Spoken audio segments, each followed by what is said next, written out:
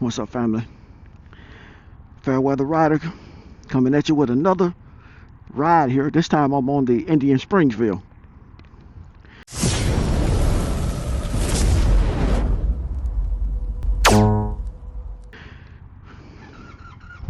I want to ride the dark horse, but the dark horse is not available. You know, this is the Power Thunderstroke. So the clutch on this right here is more like the Pursuit.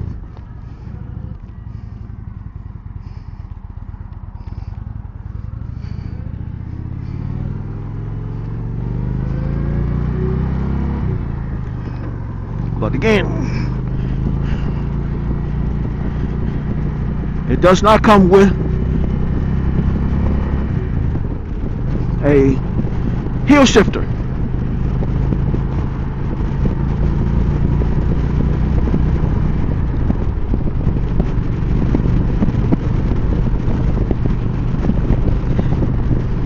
I do like that windshield. This bike more so reminds me of the first bagger that I had, which was the Kawasaki Nomad 1600. Had a windshield on there like this.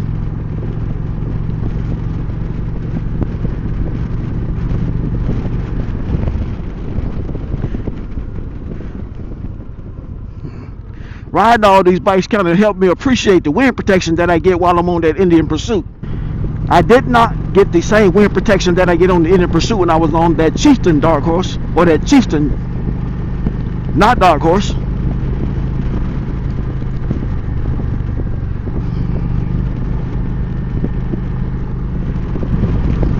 They do not have a Springfield Dark Horse for me to ride. This is the classic Chieftain, or this is the classic Springfield, the one that has the old school fender.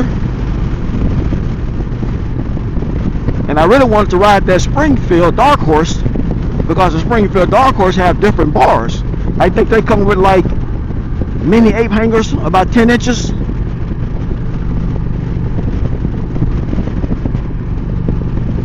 And that would have given me an opportunity to determine whether or not this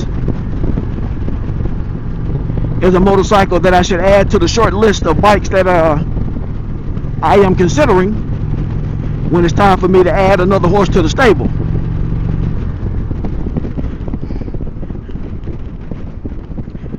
I've never ridden a dark horse before, a Springfield Dark Horse, but I sat on one at the Indian dealership in Alexandria. And it felt very comfortable, you know, the setup, the way the bars are.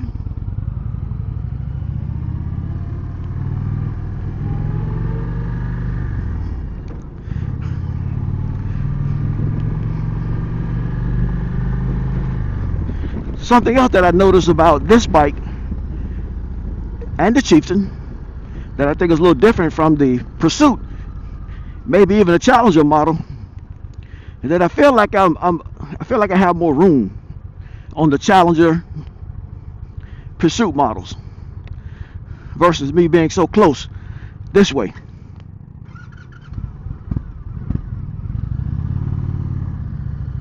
Feel like I'm a little closer.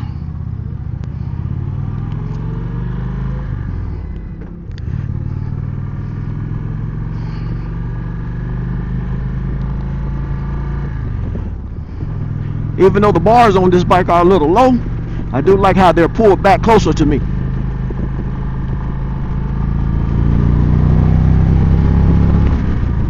You can tell the power difference between this Thunderstroke and that 112 Power Plus too. Don't get me wrong, this bike has some get up and go, but it's not the same. It's not the same as that Power Plus 112.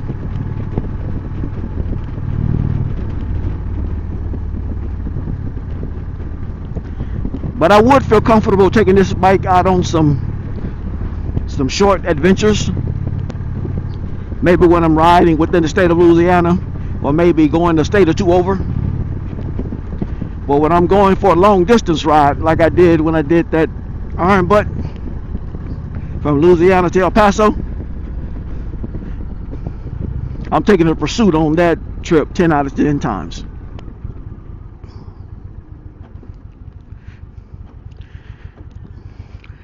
Later on this year, we're going to be riding to Concord, North Carolina.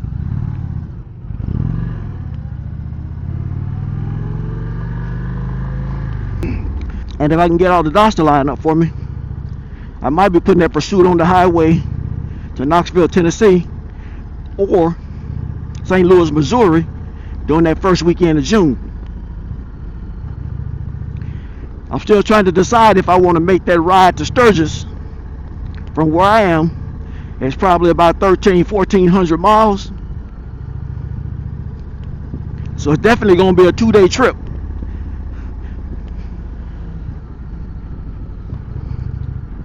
At least of riding 650 to 700 miles per day.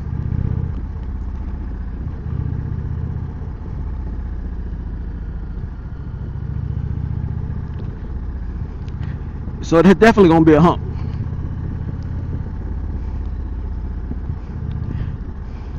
I'm going to put it out there to the group.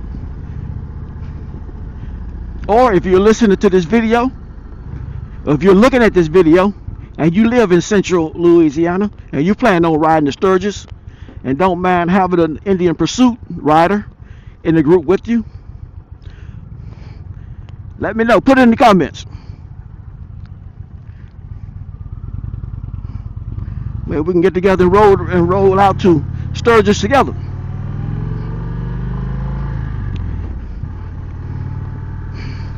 If I did go to Sturgis, it would be the first time for me going. I can definitely tell you that next year I plan to go to Daytona.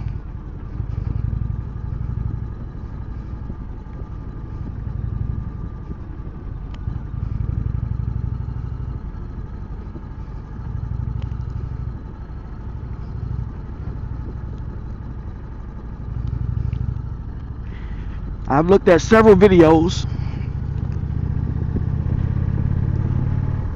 of riders in Daytona, and it looks like they were having a really good time. So it's something that I definitely want to experience myself. But let me get back to this motorcycle right here. The setup on all Indian motorcycles are pretty much the same. Where you're on the right hand side, you get the power button. You get the cruise control, and if it's an adjustable windshield, you get the windshield control. On the right hand side, you get the turn signals, you get the high beams, the horn, and if it has a radio, that's where the radio controls are. On this bike, since it doesn't have a fairing, the gauges are located on the tank. You have a dummy and an actual gas tank. Looking at this tank, I'll probably say it has to be less than a 5-gallon tank, but I don't know. I'll look it up.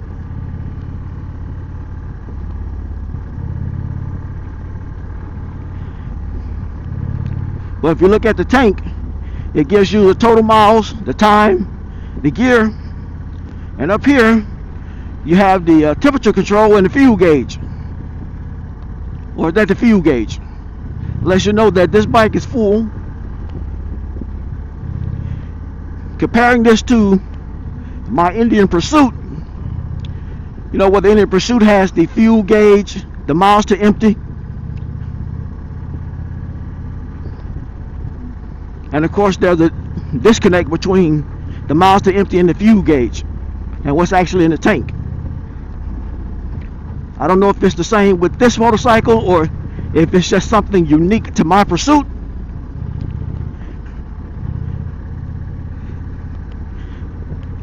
But when I rode the Chieftain didn't seem to have that problem. I might ride that Chieftain again, since I don't know if I actually got any footage.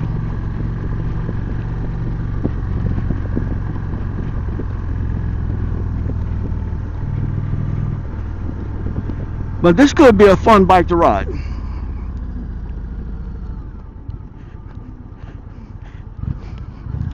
Could be a fun bike to own.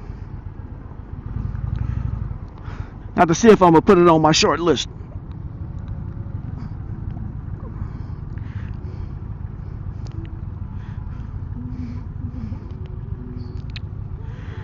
I would really like a sports touring motorcycle. When I went on Cycle Trader, just put in a search for sports touring motorcycles. Until I did that search, I didn't know that the Honda Goldwing is considered a sports touring bike. I don't even know if Honda does demo days. I've never seen one. I've seen advertisements at individual gold stores. The closest thing I've seen to a Honda demo day was when the Honda dealership that advertises itself as the largest seller of gold wings in the United States invited everyone to come out and ride the new 2025 Honda Goldwing. That's the closest thing I've seen to a Honda demo day.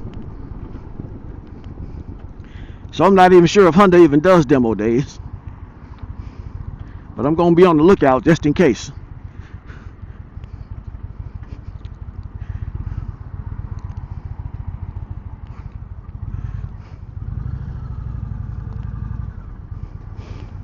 All right, guys, that's the Indian Springfield.